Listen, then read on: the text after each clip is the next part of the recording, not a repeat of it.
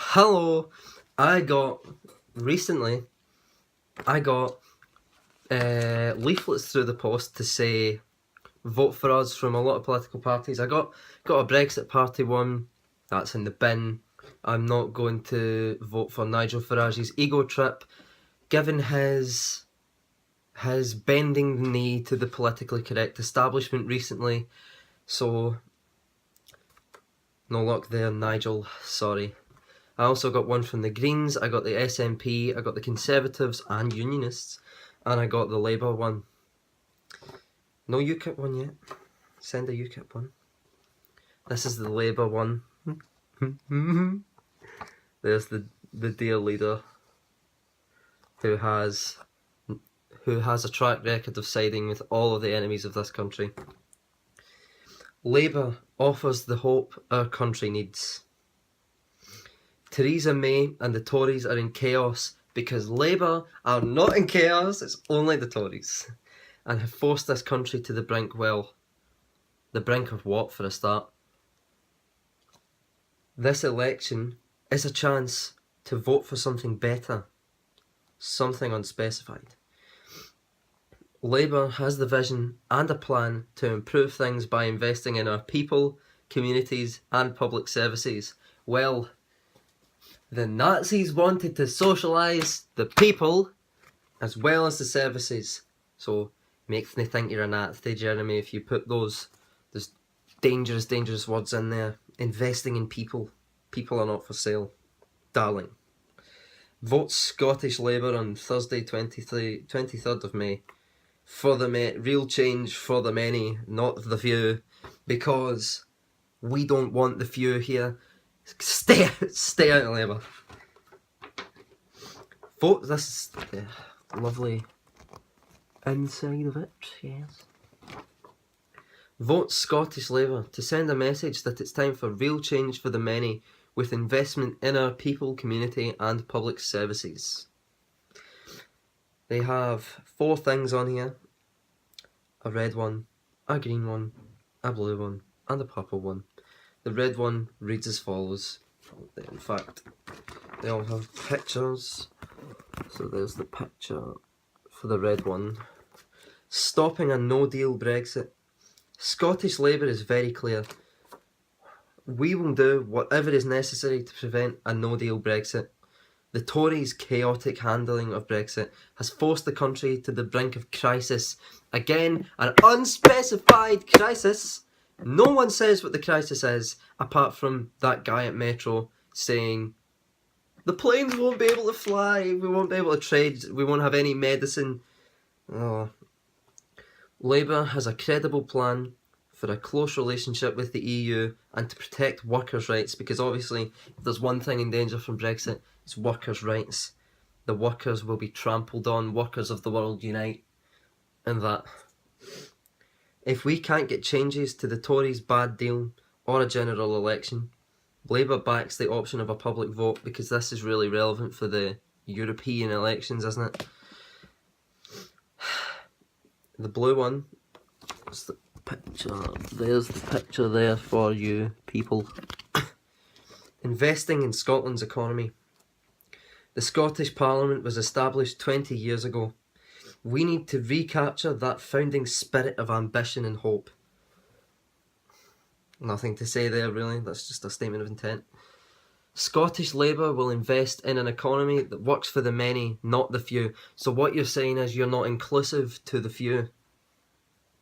That is what you're saying by saying that. Instead of just saying, we are for as many people as possible, you're excluding deliberately a section of the population. And who are the few? Again, another unspecified thing. Labour. Using the power of government to end low pay and the exploitation of workers and to create good jobs. So do you not think that government should be at the smallest possible thing? That it should be the smallest possible institution that is needed to keep the country afloat financially, keep it ticking over, a night watchman so as it is for the people's rights. How can you end low pay apart from enforcing like enforcing higher pay, which obviously there should be a minimum wage, but who defines what low pay is? Because to somebody who's just come out of a mansion, low pay is anything under 100,000 a year. To somebody who's on the breadline constantly, low pay is less than minimum wage. Minimum wage is a step up from what these people are getting. To create good jobs, that's fair enough. I don't know where the exploitation of workers is taking place, because it certainly isn't in Britain, really. Investing in Scotland's public services. There you go, there's the picture for that. Our public services do great work, but they are under pressure like never before. I wonder why that is. Could it possibly be because for the last 20 years an average of 300,000 people a year have come into the country, and this increase in population of around 8 million in the last 20 years has greatly increased the amount of strain on the national services? Could that be the case? I doubt it. And who put that policy in place? Who wanted that? Labour will give them the support they need.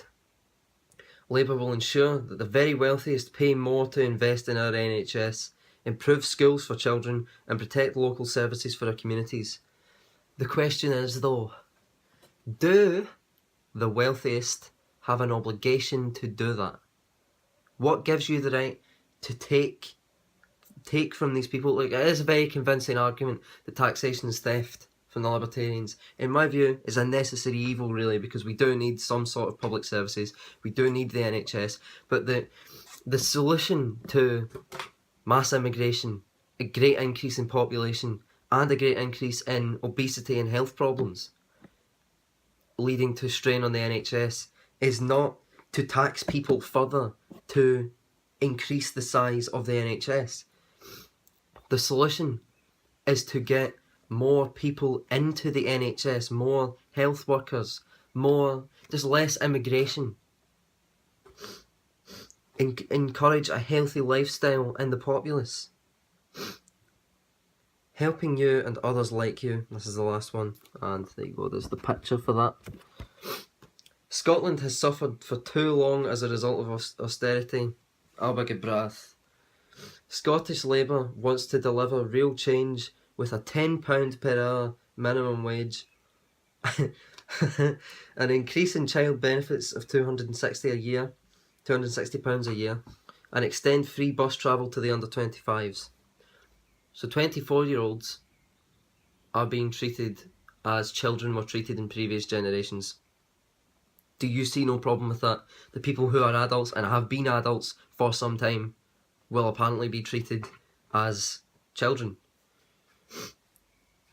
So a £10 an hour minimum wage, how are you going to do that without increasing taxes on the businesses? I don't want increased taxes. I don't think anybody wants increased taxes. I think the way to do it is to lower the taxes. That would help the economy. And increasing benefits, all these benefits that are increasing, just give people loads of free stuff, even though sometimes they've done nothing to earn the increase. Anyway, that's it really. Again, vote Scottish Labour, real change for the many, not the few. Well, I mean, I don't see anything to worry about there, because basically I'll be in the gulag anyway if they get their way with these things for wrongthink. But I don't think they'll get their way, because one, I don't think they'll win, and two, even if they do win, the MEPs are totally powerless. So what are they doing? What are they doing? Thank you very much. If you enjoyed this video, subscribe to me please. Thank you very much. Share my videos if you like what I've been doing. It means a lot to me. Thank you very much.